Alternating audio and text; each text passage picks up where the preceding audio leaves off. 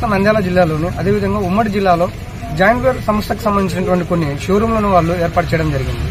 జాయింట్వేర్ tractor showroom కు వారి దగ్గర నుంచి రైతన్నలు అనేక విధాలుగా ట్రాక్టర్లు కొనుగోలు చేస్తూ ఉంటారు. ఆ కొనుగోలు చేస్తున్న ట్రాక్టర్లను 3 నెలలకు కానీ 6 నెలలకు సంవత్సరానికి షోరూమ్ కి వెళ్లి మనం సర్వీసింగ్ చేయించుకోవడం, అదేవిధంగా వాటికి సంబంధించిన ఏదైనా కొన్ని రిపేర్లు ఉంటే డైరెక్ట్ మన షోరూమ్ దగ్గరికి వెళ్లాల్సిన పరిస్థితులు ఇంతకు ముందు ఉండేది. ఇప్పుడు కొన్ని కంపెనీలు కూడా దాదాపుగా మనం అలా కంపెనీల దగ్గరికి వెళ్లి ట్రాక్టర్ సంబంధించినటువంటి పనిముట్లను అక్కడ చేయించుకోవాలంటే రోజులు గంటల సమయం పడుతుంది.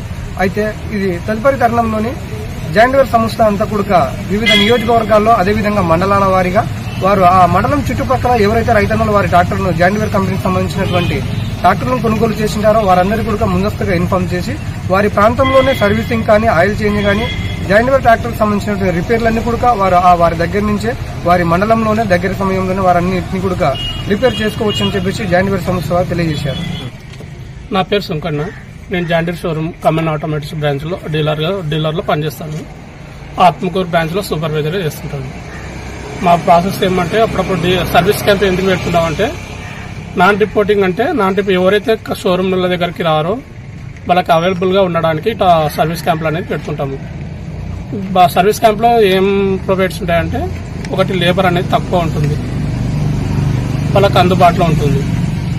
ఎవరైనా ఎక్కువ సర్వీసింగ్ చేయించుకుంటారో వాళ్ళకి అందుబాటులో ఉండడానికి ఈ సర్వీస్ క్యాంప్ అనేది ఇంపార్టెంట్ గా ఉంటుంది. అలా అంటే ఇది ఎన్ని రోజులు ఉంటుంది ఇలా క్యాంప్? ఇది ఒక రోజే ఉంటుంది.